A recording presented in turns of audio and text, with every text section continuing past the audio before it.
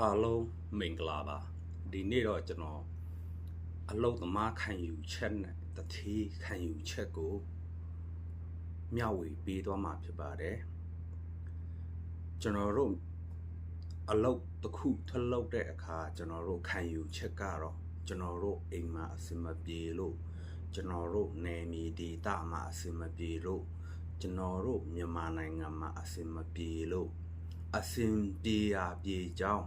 ရေကြီးရာမျက်နှုရာတခြားနိုင်ငံကိုကျွန်တော်တို့ကိုလောက်အားခကိုတက်နိုင်တဲ့ကိုရဲ့ခွန်အားနဲ့ပတ်စံရှာတယ်လို့ကျွန်တော်တို့ထင်မြင်ခံယူကြပြီမဲ့တထေးတွေရဲ့ခံယူချက်မှာကြတော့အဲ့ဒီလိုမဟုတ်ပဲငါပေးထားတာပဲငါကြွေးထားတာပဲငါခိုင်းတာကိုလုပ်ငါစေရာကိုတွားငါကိုပြန်မပြောပါနဲ့ဆိုတဲ့သဘောမျိုးဖြစ်နေတယ်ဒါကလက်ရှိပကတိအမှန်တရားပဲကျွန်တော်တို့လက်မခံလို့မရပါဘူးဘာဖြစ်လို့ဒီလိုပြောရတာလဲဆိုရင်ကျွန်တော်တို့မြန်မာနိုင်ငံသားတွေတခြားနိုင်ငံကိုအကြောင်းမျိုးမျိုးအကြောင်းပတ်စံသွားရှာတယ်ဆိုပေမဲ့တခြားနိုင်ငံကခံယူထားတဲ့တထေးတွေရဲ့ခံယူချက်ကတော့ကျွန်တော်တို့မြန်မာနိုင်ငံကစင်းရဲလွန်းလို့သူတို့နိုင်ငံကိုစားစရာမရှိလို့အလောက်လာလောက်ရတယ်ဆိုတဲ့ခံယူချက်တွေရှိကြတယ်ကောင်းတဲ့တထေးတွေကတော့ရှိရင်ရှိမယ်ဒါပေမဲ့အများဆုံးတထေးကတော့ငါပေးရတဲ့ပတ်စံနဲ့တန်အောင်ငါခိုင်းမှာပဲဆိုတဲ့ခံယူချက်တွေရှိတဲ့တထေးတွေအများကြီးပဲကျွန်တော်တို့ကတော့ကွာကျွန်တော်တို့အစင်မပြေလို့အစင်ပြေရပြေကြောင်းသွားလို့တယ်ငါတို့အစင်ပြေနေရင်သူများအလုပ်လုပ်ဆရာမလိုပါဘူးဆိုတဲ့ခံယူချက်ရှိရင်ရှိမှာပဲလူတိုင်းကလည်းအဲ့ဒီလူခံယူထားတာပဲအိမ်မှာအစင်မပြေလို့ကိုရိုက်ရွာကိုနေရာဒေသတွေကိုနိုင်ငံမှာအစင်မပြေလို့အစင်ပြေရအစင်ပြေကြောင်းကျွန်တော်တို့ပတ်စံရဖို့အတွက်ကျွန်တော်တို့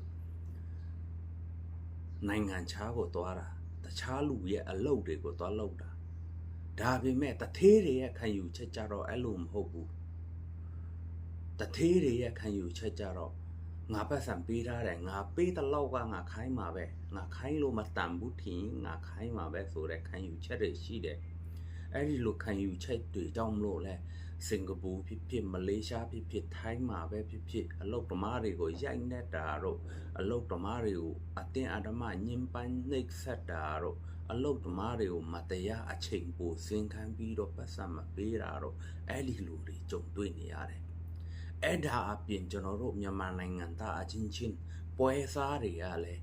ကျွန်တော်တို့မြန်မာနိုင်ငံသားတွေရဲ့ပတ်စံတွေကိုခေါင်းပုံဖြတ်ပြီးတော့မှလိန်လေလက်ဖျားတာနိုင်တဲ့စီးနင်းလောက်တာအဲ့ဒါတွေလည်းကျွန်တော်တို့မြန်မာနိုင်ငံသားကြုံရတယ်ကျွန်တော်တို့နိုင်ငံခြားရောက်တဲ့အချိန်ကျွန်တော်တို့သူများနိုင်ငံမှာအလုပ်သွားလုပ်တဲ့အချိန်ကျွန်တော်တို့ကတော့အလုပ်သမားစိတ်တက်နော်ကိုပတ်စံရဖို့ပတ်စံလို့ရှင်လို့အိမ်အစင်ပြေရှင်လို့ကျွန်တော်တို့သွားလုပ်တယ်ဆိုတော့စိတ်တက်ထားပေမဲ့သူများကတော့ကျွန်တော်တို့ကိုဂျွန်တာကျွန်တော်တို့ကိုဂျွန်လို့သဘောထားပြီးတော့မှသူများကခိုင်းတာ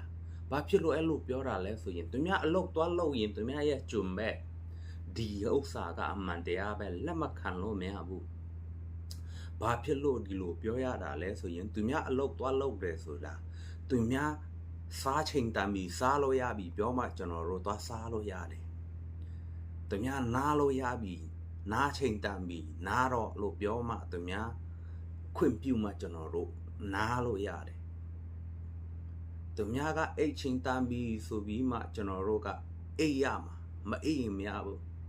ဒီရက်ကကျွန်တော်နေမကောင်းဘူးဒီရက်ကကျွန်တော်အဆင်မပြေဘူးဒီရက်ကကျွန်တော်ကျမရေးမကောင်းဘူးဒီရက်ကကျွန်တော်ပြင်းနေကျွန်တော်မလုပ်ချင်ဘူးဆိုလည်းမရဘူးကျွန်တော်မလုပ်ရင်ကျွန်တော်ငတ်မှာကျွန်တော်ကိုတမန်သမီးမကြွေးဘူးဒါကနိုင်ငံခြားရဲ့အလုပ်သမားတွေရဲ့ဘဝပဲနော်အဲ့ဒါကြောင့်မလို့ဂျွန်တာဂျွန်သဘောမျိုးဖြစ်နေတယ်ဆိုတဲ့အသုံးနှုန်းကိုကျွန်တော်သုံးတာတကယ်လို့ကျွန်တော်တို့ကဂျွန်မဟုတ်ဘူးကျွန်တော်တို့မြန်မာနိုင်ငံမှာနေတယ်ကိုအဖေအမေအိမ်မှာနေတယ်နော်ကျွန်တော်တို့စားချင်တဲ့အချိန်သွားစားလို့ရတယ် ကျွန်တော်တို့မထချင်ဘူး8နာရီ9နာရီမထချင်ဘူး7နာရီ12နာရီထိုးမှထလို့ရတယ်ကျွန်တော်တို့ဒီရက်နေမကောင်းတာဖြစ်ဖြစ်ပြင်းတာဖြစ်ဖြစ်လက်ပြေးလက်ွယ်ဖြစ်ဖြစ်ကျွန်တော်တို့နားချင်တယ်လို့ကျွန်တော်တို့နားလို့ရတယ်ကျွန်တော်တို့အိမ်မာနေလူအခွင့်အရေးအပြည့်အဝရတယ်ကျွန်တော်တို့သူများအလုပ်သွားလုပ်ရင်လူအခွင့်အရေးအပြည့်အဝမရဘူးဂျွန်တာတာသဘောမျိုးပဲဖြစ်တယ်အဲ့ဒါကြောင့်မလို့ကျွန်တော်ဒီကနေအတိပေးချင်တယ်ညီငယ်ညီမငယ်တွေဖြစ်ဖြစ်ကျွန်တော်ထက်ကြီးတဲ့လူဖြစ်ဖြစ်အကူအမတွေဖြစ်ဖြစ်ဦးလေးအတော်တွေဖြစ်ဖြစ်နိုင်ငံခြားရောက်သွားပြီ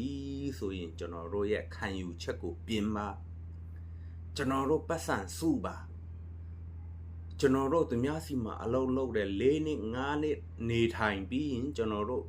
မြန်မာနိုင်ငံမှာကျွန်တော်တို့နယ်မြေမှာကျွန်တော်တို့ရဲ့ဒေသမှာကျွန်တော်တို့ကိုးမြေကိုးရီကိုးရွာမှာ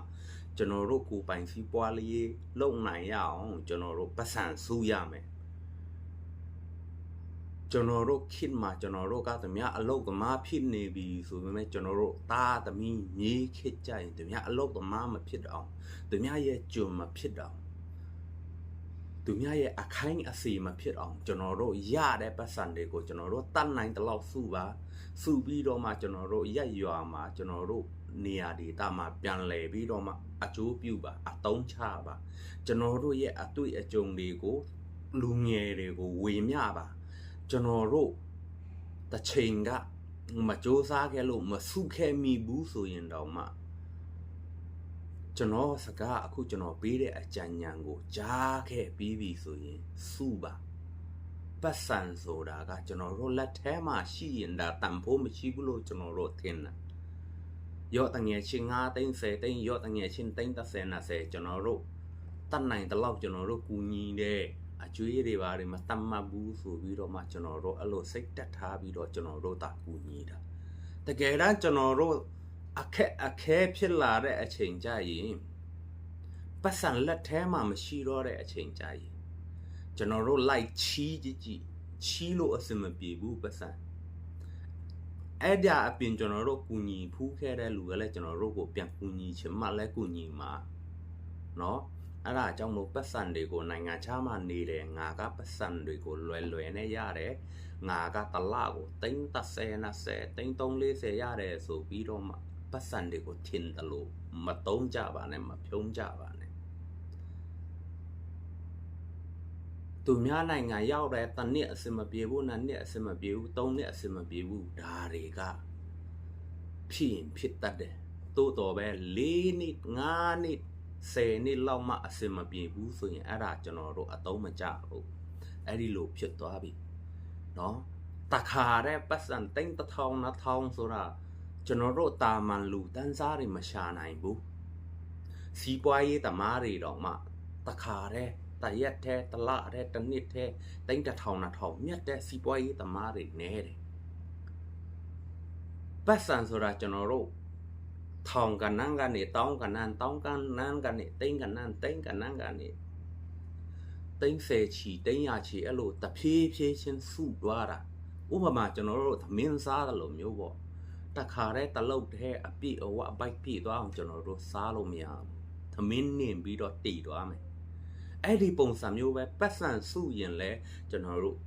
10ရာချီထောင်အဲ့လိုမျိုးပေါ့နော်ခု10ရာထောင်တောင်းသိန်းတန်းအဲ့လိုဖြည်းဖြည်းချင်းစုသွားမှကျွန်တော်တို့အဆင်ပြေမှာအဲ့ဒီတော့ကျွန်တော်တို့လာခနဲတယ်စိတ်တက်ကြစရာမလိုဘူးကျွန်တော်တို့အလုပ်အဆင်ပြေနေရင်ကျွန်တော်တို့အလုပ်လုပ်နေရရင်ကျွန်တော်တို့လာခနဲရှိတယ်ဥပမာတလကိုထိုင်းရောက်နေတဲ့လူတွေတလကိုဘတ်1000စုရင်လဲစုနိုင်ရင်လဲစုနော်10လဆိုဘတ်1000စုနိုင်ပြီနော်အနည်းဆုံးဘတ်1000လောက်စုနိုင်တယ်အင်ကမိသားစုတွေကိုပေးစရာမလိုဘူးဆိုရင်10လဆိုတသိန်း10နှစ်နောက်နေဘတ်10သိန်းအခုမြန်မာနိုင်ငံမှာငွေပြန်လဲရင်သိန်း1000ကျော်ရပြီကိုစီးပွားကိုလုံးနိုင်ပြီအဲ့ဒါကြောင့်မလို့ကျွန်တော်ပြောချင်တာကျွန်တော်စီမှာအကြံဉာဏ်လာတောင်းတဲ့ညီငယ်ညီမငယ်တွေအကိုအမတွေပတ်စံတွေကိုဘယ်လိုစုလဲဘယ်လိုလုပ်လဲဆိုတဲ့အကြောင်းကျွန်တော်ပြောပြချင်လို့အပြည့်အစုံကျွန်တော်ပြောပြတာเนาะပတ်စံကိုတခါတည်းဘယ်သူမှသိန်းထောင်ချင်းကနမ်းမစုနိုင်ဘူးဖြည်းဖြည်းချင်းစီစုသွားကြတာပဲတတ်နိုင်တဲ့လောက် တလမှာဘယ်လောက်စုမလဲဆိုတော့အသားကတ်ထားပြီးတော့မှစုသွားပါ